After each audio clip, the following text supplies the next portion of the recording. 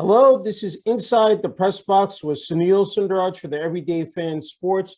I'm happy to be speaking with Eli Gardner, the head coach of the Stonehill College SkyHawks football team. Coach Gardner, once again, thank you so much again for taking some time out to speak with me today. I really appreciate it.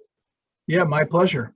Hey, Coach Gardner, congratulations. Off to a 2-0 start. I was just taking a look at the numbers. I mean, you guys have dominated so far. I think outscoring the opponents 89-34.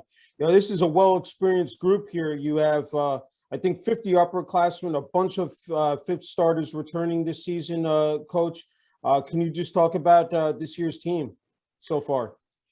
Yeah, obviously we not having a season at all last year, there's some things that were out of our control, and we were able to use that time, I feel, wisely in terms of developing our team and getting in the weight room, getting them on the field. We have a number of fifth-year seniors that are returning, that are experienced football players for us, that are great leaders, and that's really, been the story for us, is to take the steps forward that we needed to take regardless of the circumstance this past year with COVID. So really pleased with how the team has come out of the gate here. We've started fast in both of our games. We've been able to run the football and stop the run in both of our games. And obviously we finished, right? Anytime, they haven't been perfect. They haven't always been pretty, but if you want to learn from anything, you want to learn from a victory for sure. So just pleased with obviously the outcome, and obviously we have a lot of work to do and a lot of progress to make moving forward. Yeah, definitely. Hey, just a couple players who you want to talk about, Coach Gardner. First, your quarterback, fifth-year Anton, Stone King, 430 passing yards, 4 touchdowns. You alluded to the running game. I said the combination of, senior Justin, Felder, 360 yards, I think 8 TDs, and the fifth-year, running back, Brian Kearns Jr., 189 yards and a TD. And then also your wide receivers, and what was so impressive about the wide receiving core, Coach Gardner, is that they're young players. I mean, we're talking about freshmen and sophomores here, between Chris Domerkent, sophomore Cameron Alves, and freshman Bryson Carter. So if you can just, talk about all those players. Yeah, so, I mean, Anton Stone King was our starting quarterback his true junior year in 2019. Coming out of camp, he was in a quarterback battle at the time, and really split time the first game or two of the season, and then really established himself and settled into a great rhythm and had a great junior year. Obviously COVID took away his senior year, but he was very quick to make the decision to come back and want to play his fifth-year senior year, and he's made a lot of progress in the last 2 years. I thought he was a little rusty that first game.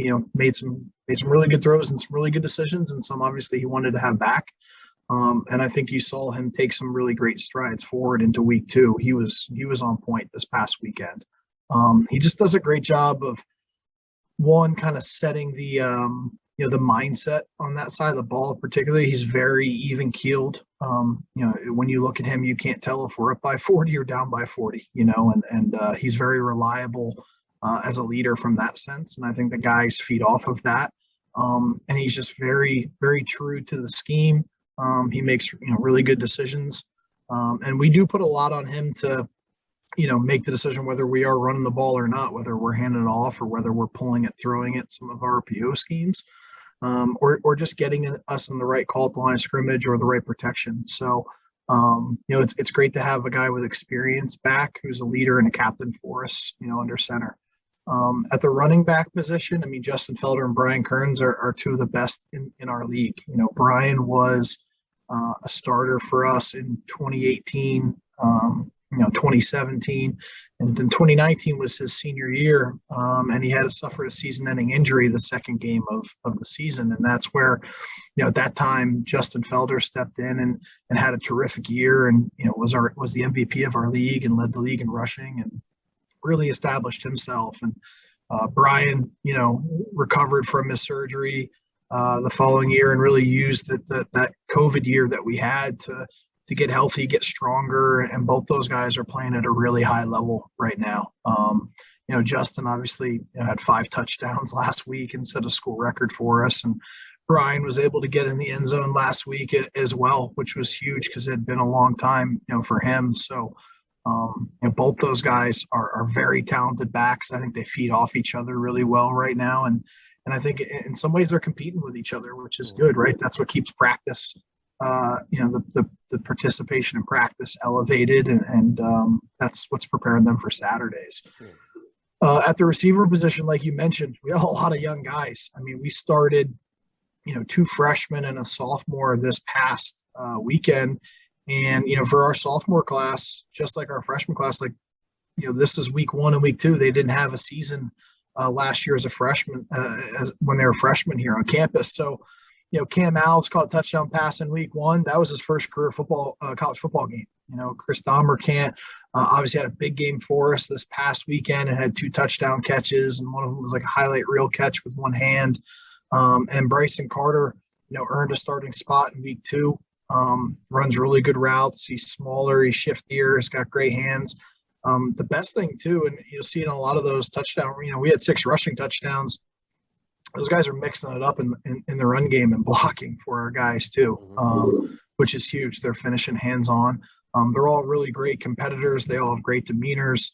They don't ride the wave emotionally. They're locked in, and that's what's going to keep them getting better every week. So a lot of talent, a lot of young talent in that wide receiver room for sure. Yeah. Before I get to, the defense, Coach Gardner, I wanted to ask you about Brian. It's such an inspirational story. He's from North Arlington, New Jersey, attended and graduated from St. Joseph Regional High School in Montville, New Jersey, played on the Green Knights, football team. And I didn't want to, skip over, name one of the 3 Week 1 nominees for 2021 Mayo Clinic Comeback Player of the Year Award. As selected by the College Sports Information Directors of America. To be in that same group, quarterback Jack Cohn of Notre Dame and Baylor University linebacker Terrell Bernard is just, that's unbelievable. To know he, coming back from a season-ending, knee injury back in 2019, I think week 2 against University of New Haven. And then also, I said academically, a business management major, and I think I was reading named to the Northeast 10 Conference Academic Honor Roll, 6 times. I mean, can you just talk about, the impact, that Brian has had, on this program and just, what he means, to this team? Yeah, obviously, like you mentioned, Brian's a Jersey guy through and through. I recruited Brian when I was a position coach prior to becoming the head coach. And at the time, Augie Hoffman was the head coach at St. Joe's, who's now at Rutgers. Yeah. And, he loved Brian. And Brian was a workhorse for them, especially his senior year. In the playoffs down there at MetLife, and we were really excited to get him up here.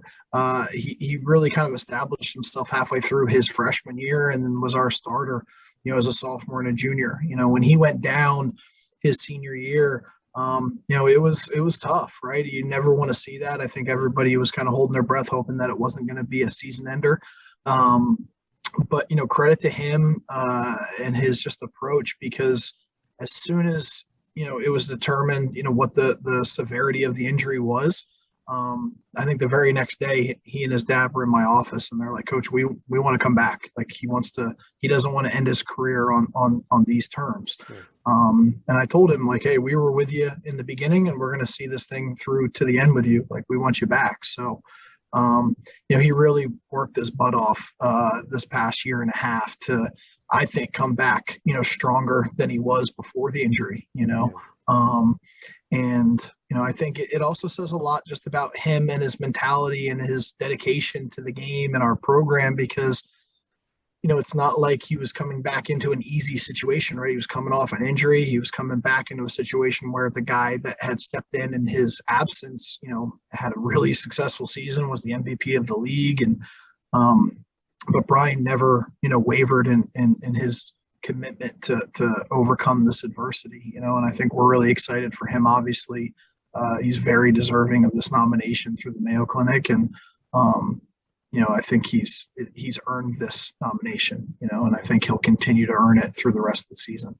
Yeah, I was taking a look at the numbers. He definitely, thrived. Those first couple of years up, I said until his junior year. He was just, ranking up there, touchdowns, said, especially I think his junior year. So, I mean, it's great to see, again, him back on the field. And, just switching to the defense, Coach Gardner, experienced group as well. Can you talk about them?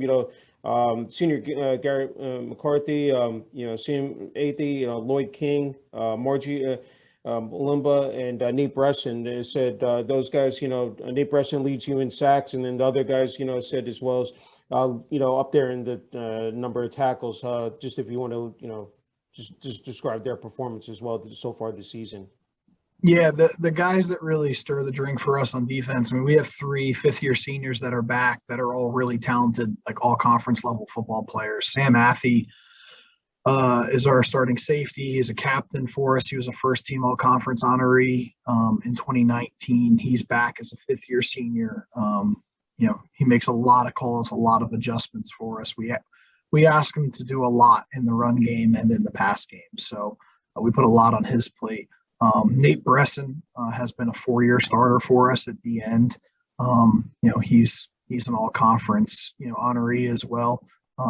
He's a kid who's probably competing for D lineman of the year in our league. He's as good as our league has to offer. He's a guy that gets after the quarterback. He's dominant in the run game, and he just really elevates the level of play of people around him, right? And then Xavier Jones is a 5th-year senior cornerback for us, who's a returning starter as well from Arizona. So, those guys coupled along with guys like Lloyd King, another senior, right? Garrett McCarthy, senior, Kevin Porch, Joe Quidadamo, Rudy Holland, Justin Levski. I mean, we've got a lot of experience on that side of the ball.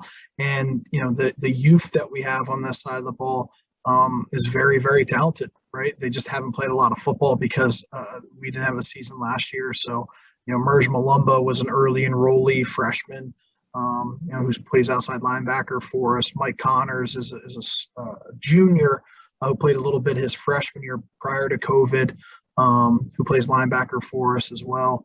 And we've got a number of guys that will rotate in, and I think we got a good culture on that side of the ball of accountability and effort. And obviously it shows on Saturdays. So, I don't think last week was our best performance, but, I think the guys know what it takes to be successful, and they hold each other to that standard, which is how you breed success. Good. I know your main focus, of course, Coach Gardner, is at Bentley this upcoming weekend. I wanted to ask you, just when you look at the schedule, after this weekend versus Assumption University, under the lights, I mean, that's going to be great on October 9th. September 25th. Then October 9th at American International College. Then October 16th versus St. Anselm College, the Battle of the Bronze Hawk and homecoming weekend, which I'm sure is a big deal, said on campus. And then October 23rd versus the University of New Haven, October 30th at Pace University, November 6th versus Franklin Pierce, and then wrapping it up November 13th at Southern Connecticut University. Just wanted to get your thoughts just on that, on the schedule, Coach Gardner. Yeah, I mean, the NE10 right now, our league is super competitive. Everybody, has a chance to win every weekend. There's no off weeks, it's going to be a dogfight here all the way through November to see who wins our league. This weekend is the first weekend of conference games, so it's really, what you did these last 2 weeks was great, but this is how you're going to win the conference, how you're going to earn a spot in the playoffs. So it starts now, and we're going to play, the defending conference champion, this weekend at Bentley. So, obviously we have a huge one. I think it's their alumni weekend as well. And a big rival school of ours. They're close geographically. We're both high academic institutions. There's a lot of history there. So it's going to be a really special atmosphere this weekend. But not looking ahead, obviously, but, we've got another tough one the very following weekend, right? Where we host Assumption, who's a team that's been a perennial, league favorite in years past and have gone to the playoffs recently. And, we'll have our bye week right after them. So, but yeah, week in and week out in this league, it's super competitive. There's so much talent. The schools have done a great job of committing to football. I've been fortunate to be in this league for the last 13 years, both as an assistant and as a head coach, and to see it grow and see the dedication to football and the resources and the commitment to it has been awesome because it's elevated our league and the programs within it. So it's going to be a grind, right? And but it's a week to week deal, and right now, obviously, we're all focused on Bentley. That's great. I just wanted to ask you, it said 17, I think I jotted down 17 players from the state of New Jersey. And, you recruited from all over. I was looking at the roster. I mean, I think it was New York, Massachusetts. I think even Alabama, Rhode Island, North Carolina, Connecticut, Maryland. You even have a player from Israel. So, I mean, you're all over the map. I had to ask you just in terms of that, once, I guess, a football season or even during the course of a football season, you're always out there, said recruiting. I had to ask you about that aspect of, as well, Coach Gardner. Yeah, well, with regards to the overall roster, I mean, we're a high academic institution, so we're very fortunate that we attract some really well-rounded student athletes, right, from all over. So that's what's allowed us to expand outside of Massachusetts or even New England, for that matter. We have a beautiful campus. We play at a high level of D2 scholarship football, and we're very closely situated to Boston, right? So there's a lot of drive to be able to bring student athletes to this area, whether it's academically or athletically, or obviously both in our case. So we're fortunate from that standpoint. Obviously, the more notoriety our league has and the better the football gets, the more national awareness there is as well, right? With regards to New Jersey, I mean, obviously I'm a Jersey guy at heart. I was born and raised in Hunterdon County. And so obviously I'm very familiar with the landscape down there. It's great high school football. There's a ton of high school football down there. And from that standpoint, I mean, there's no Division II football in the state of New Jersey from a college or university standpoint. So, if you're not going to Rutgers or Monmouth, if you're going to play scholarship football, you're leaving the state, right? So that's where it's interesting, because it's close enough geographically where those kids, I think, still get the feel like, they're going away to go to college, but they're also, able to still have their family and friends come and see them play a ton of football and get a great degree at the same time. So, so that's why it's been a great draw for us down there. Okay. What happened here? Okay, I'm sorry about that, Coach. My AirPods kicked in. I apologize for that. Go ahead. I'm sorry if you can repeat that. You want me to talk about New Jersey? Yeah, about New Jersey. Yeah. Yeah. So, I mean, obviously, I'm from New Jersey originally, so I'm really familiar with the landscape down there. Born and raised in Hunterdon County, New Jersey, and when I was an assistant coach here at Stonehill, I was responsible for recruiting my home state. And, there's no Division II football in New Jersey. So if you're playing scholarship football, if you're not going to, Rutgers or Monmouth, right, you're getting out of the state, and it's far enough, we're far enough away where those student athletes are still getting the experience of going away to college, right? But we're also close enough geographically where, their family and friends can still come and watch them play, and they're not like on the other side of the country, So, it's been a great, there's a ton of high school football down there, a ton of really quality programs. And the state is just so saturated with high schools that have football. So, we split up the state with 2 recruiting coaches, north and south, just because it's so saturated and there's so many quality programs and quality student athletes down there that it's just been a really great draw for us. Yeah, no, I definitely agree. Hey, I wanted to ask you about your coaching staff. I said it takes a village. I said you rely on them quite a bit. Coach Gardner, I wanted to start with, of course, associate head coach, offensive coordinator, and quarterbacks coach Tyler Moody. I think in his 11th season. So, talk about the experience factor there. Your defensive coordinator and linebackers coach Kyle Jones in his 4th season. If you want to just start with those 2, Coach Gardner. Yeah, Tyler was an assistant here with me at Stonehill under our previous head coach, and he coached the offensive line. He has a great football mind. He's an out of the box thinker. He's very holistic in his approach in terms of like teaching the game of football and not getting tunnel vision in terms of how he coaches, each position. So when I was promoted to head coach here, he was a no-brainer candidate for me to elevate to the offensive coordinator position because I think we approach the game the same way, philosophically. So he's done a great job of building a culture on that side of the ball, of teaching the game of football, right, and building a system, right, especially. He started out as the offensive line coach. In the last couple of years, he actually has transitioned to the quarterbacks room. So, he's got a great feel up front with protections. And now, the last couple of years, he's done a great job of bringing the quarterbacks into the full spectrum of our offense, right? And obviously, you're seeing that in our production offensively, whether it's last year or these first 2 games of the season. So, yeah, he's been here for 11 years. He's recruited a lot of our student athletes, and it's great to have that continuity, not only on our staff, but, on the offensive side of the ball where guys can develop under a scheme and we can recruit to a particular scheme and system. So that's been great. Kyle Jones, our defensive coordinator and linebackers coach in his 4th season. Kyle and I actually went to the same college. I'm a little older than he is, but we had the same alma mater. So same, similar background in terms of our playing experience and the system that we played under defensively, as we were both linebackers in college. But he just does a great job of bringing great energy, and really gets our guys going and holds them accountable. And our guys really buy into that. Like, they really love that when people push them and challenge them because they know that they're invested in them and it brings out the best in them. So, he's a Connecticut guy. He's done a great job recruiting the state of Connecticut for us. So we're really, really, really excited to have him on board and to be able to elevate him to the defensive coordinator position is very well deserving on his end. Terrific. Just looking at the staff here is that you have a great blend of experienced guys, and I saw even, guys who are in their first season as coaches as well. Yeah. And I wanted to point out, especially a Jersey guy, Marquise Spence, who, went to Merrimack, said also a Paramus Catholic grad. I mean, that's really, that's great to see. But I had to ask you about that as well, Coach Gardner. Yeah. I said just being able to merge, said,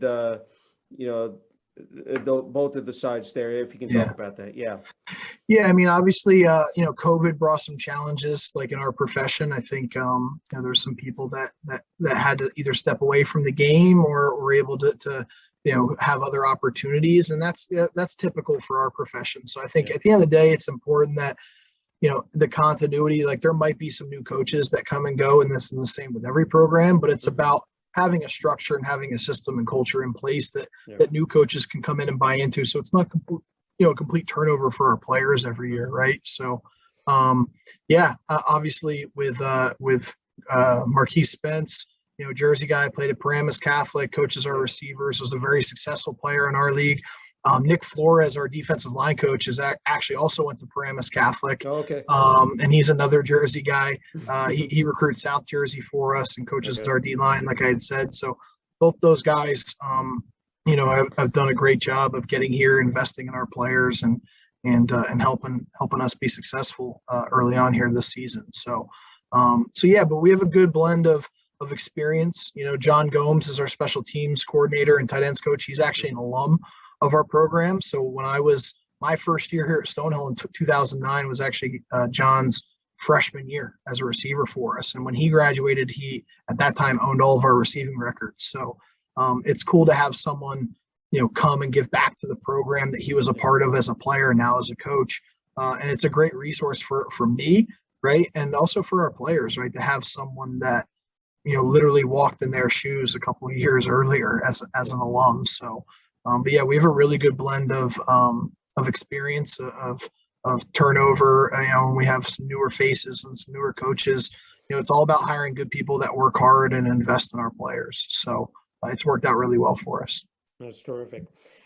As you said, you've been a part of the Stonehill, SkyHawks program, football program for so long, said over a decade.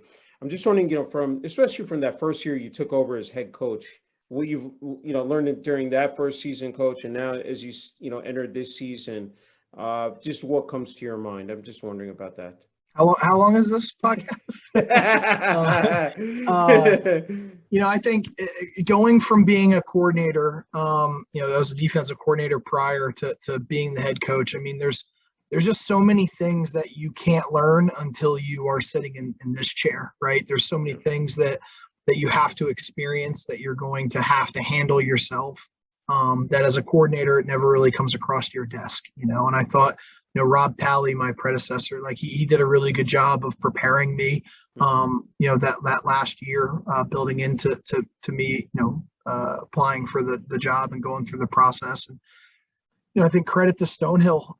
It wasn't a situation where they just handed me the job either. Like they posted it and they brought in outside candidates, and I went through the full interview process. And I think what that did for me personally, it made me think about things that I wasn't prepared to think about prior to that process, right? And it made me be organized and put things in place that, hey, if this is how I'm going to run this program, this is how I want to do it. This is how we need to do it. This is what's worked for us in the past. This is what hasn't worked for us in the past. And being able to present that and articulate that to the administration here was huge. Obviously I've been here for 13 years. So I've been able to see this program grow, us build a new facility. I've built really strong connections with our alumni base. And I think I know what makes us successful and how we need to continue to drive that, that ship towards success. So, I mean, obviously the one thing you do miss, I think sometimes you miss not having to deal with all the administrative stuff and just be able to coach ball. Yeah. But I think that's what's nice about our level, right? I think at this level, like I can be a position coach as well as being a head coach.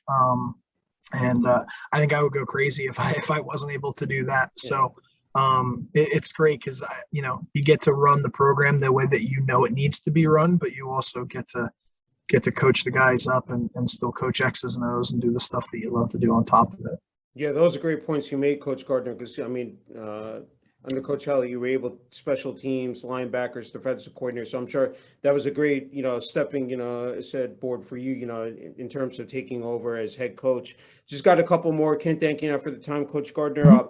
You talked about administration, and I want to ask you about, the support from them, athletic department, director of athletics, Dean O'Keefe, and also President Reverend John Denning, CSC. Can you talk about them as well? And just, again, it takes, that, component of, both athletics and administration to have, that culture, build that winning program. Can you talk about that as well? Yeah, for sure. So, starting off with Dean O'Keefe, our athletic director here, the really neat thing about Dean is, he's a class of 1994 Stonehill alum. He was a soccer player while he was here. So again, to have someone that knows Stonehill, that loves Stonehill, that literally again walked in the same shoes as our student athletes, that lived it, is unique, right? And it's a huge asset for us to have someone that's that vested in our school and our athletic department in that role, right? So he's constantly poking his head in my office every day, asking how I'm doing, asking me how the program's doing, how preparation's going, at every game, and I think obviously for any program to be successful, you need that support, from the athletic department, because football is just a different beast, right? There's so many student athletes, and you only play one game a week. It's so different than every other sport, right? Yeah. So, and then, with regards to the administration and Father Denning, our president, they're just so visible and so hands-on, with athletics. Father Denning actually sits on the NCAA, president's board. So he'll poke by every now and then and update me on some possible rule changes or, things that are coming down the pipe that I need to be made aware of. But again, just being present and being a face and a name for our student athletes and being approachable is huge, right? You feel like what you do as a coach or as a player is important, and there's a lot of value to it, to your institution. And that's definitely the culture that Stonehill has created. It's a great community. That's terrific. Facilities are also play a critical role. I mean, tremendous, at Stonehill College with WB Mason Stadium and the Sally Blair Ames Sports Complex. Can you talk about that as well? And I was reading, it's a very poignant story as far as that football field. It carries a lot of significance. as we marked, said the 20th anniversary, said the September 11th terrorist attacks on America, the Timothy J. Coughlin Memorial Field. If you can talk about that, that's, I think, definitely have to, For talk about sure. that and describe that. Yeah, the sports complex and W. Mason Stadium are obviously just huge investments, right, from the school towards our athletic department, towards our football program. Obviously, we spend a lot of time and do a lot of work in those two facilities. So to have state of the art, facilities is a huge asset for our students, our student athletes, our coaching staff, our alumni, just to be proud of what we are providing for our student athletes and coaches, right, to do the jobs that they're hired to do. With regards to the Coughlin family, obviously Timothy J. Coughlin was a Stonehill student athlete, football student athlete, who was tragically killed in the September 11th terrorist attacks. His family have been super involved with Stonehill College ever since his passing. Every year they do a fundraising golf outing on Long Island in his hometown. I've gone to it a number of years. It's gone on for 20 years now, which is probably double the lifespan of what normal memorial golf outings are expected. But it raises a lot of money for, at the time, the field, also for the sports complex. Right outside of our locker room, we have a plaque that's dedicated to Tim. And his favorite saying was "play hard." We have a sign that, a tin sign that the guys tap, on the way out to the field every day and the way back in every day that says "play hard," with Tim's, kind of signature Shamrock logo. And obviously, it also raises money for our football scholarships and helping others achieve that same Stonehill education that Timmy loved and valued so much. So it's just really cool to have, it's not just a great facility, a beautiful facility, but there's some significance behind it, right? There's family behind it. There's love behind it, and obviously some history behind it as well. So I think it makes it that much more of a special place. It's great. Just, I don't want to forget about family as well. I said your wife Stephanie, your son Camden. I've talked to many coaches. This profession, this job is very difficult. I mean, so many hours spent in the office, on the football field. Game film. Working with other, the rest of the coaching staff, administration. Can you talk about the support you've received from your family, Coach Gardner?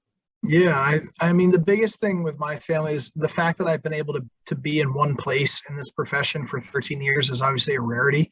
Mm-hmm. It's allowed me to have a family, right, and to plant my roots and to buy a home and to get married and have a son and not be bouncing around city to city every other year, so that's been special. I think, Stonehill is a very community-based atmosphere. Like, people, know my son's name, they know my wife's name, they see them, they say hi to them, they know, their birthdays, and they, the other day was my son's 4th birthday, and the whole team just knew, and they signed a card for him, and people got him some presents and stuff, and just went above and beyond. So I just think, the big thing is to have a community that's caring and trusting and loving is huge for anybody in our profession, right? Because you do spend a lot of time in the office and away from your family and away from your home. So you need to feel that love when you're not there too, and for me personally, I think, it's really important to have a significant other, like Stephanie, who is insanely supportive and is understanding of what the demands of my job is. So she makes it easy on me to be a dad and be a husband and be a head football coach. She brings Cam to practice a lot. He comes to every game. She'll, just find ways to kind of keep me grounded, right, and so that I don't get tunnel vision. And obviously she runs the household for me too, because I'm not there as much as I'd like to be. So it's really important to have a support system away from football, so that you have that balance. Because at the end of the day, I want to be a great head coach, but I also want to be an even better husband and father at the end of the day. So, but I want our players to know that and to see that. And I think that they do. That's wonderful. Hey, you're a 2008 graduate of Western New England University, and both academically, athletically, you were able to flourish. Bachelor's degree in sports management. You have a master's degree as well, in athletic administration from Endicott College in 2014. I'm wondering, not only playing the game, but now coaching as well. What makes the game of football so special, to you, Coach Gardner? I think what makes football so special is, you look at a football team or you look in our locker room, right? And we've got 105 guys on our team, right? And they're from different states, different backgrounds, different religions, different ethnicities, right? And they're all, it's 105 individuals who all come together and they're a part of something bigger than the individual, right? We constantly talk to our guys about what we refer to as the arrow concept, right? Like everybody in that locker room is their own kind of individual arrow, right?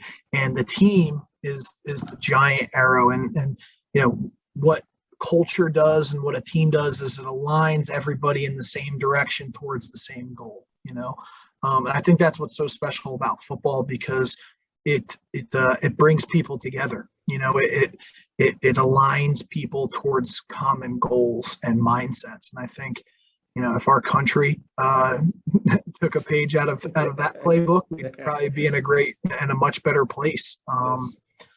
So I think that's what's so special about football, right? It's not the individual; it's about the greater good of the entirety of the group, right? And that's what's so special about our sport. Well said. Okay, final question, Coach Gardner. Always ask everybody this, players and coaches. What is your message, for those younger athletes watching this or going to watch this, and also for people who want to break into the coaching ranks as well? Yeah, I think my message would be to find your passion and prioritize your life, right? I think sometimes people spend too much time on something that they're not truly passionate about. I think it's first you have to prioritize, your life and what's important at that point in time. If you're a high school student, right, and you love football, well, then you need to prioritize the academics and preparing to be the best football player that you can be. And sometimes things have to be sacrificed for that, but sometimes you have to make short-term sacrifices for long-term gains. And I think if more people kind of look themselves in the mirror and prioritize their lives, they could dedicate, the time more properly, more efficiently to what was really important to them. I think sometimes we get too tied up in, looking at our phones and being on social media and getting tied up in things that we can't control. So I just think my best, piece of advice would be to control the things that you can control and be really great at that. Prioritize your life and dedicate yourself to your priorities. Well said. Okay, Coach Gardner, the floor is yours. If I've left anything out here, you're more than welcome to add. No, I just really appreciate the opportunity. Love what you're doing for football in general, and I appreciate your time and your interest in me and our program, and just really excited to represent Stonehill football and our players and our coaches and our institution, here in this forum, because I think we have a really special place here. I'm really proud to be a part of it. It's definitely a part of me, and I feel like I'm a big part of it. And I just looking forward to the future. But we're going to focus 1 week at a time, and we have a big one this weekend. So I'm really excited to be able to take the field with our guys this weekend. Thank you, Coach Gardner, for again the incredible opportunity to interview you and talk about the Stonehill College SkyHawks football program. Wishing you, the rest of the coaching staff and players, all the best as you move forward here in the 2021 regular season. Thank you. It's been my pleasure. Appreciate your time.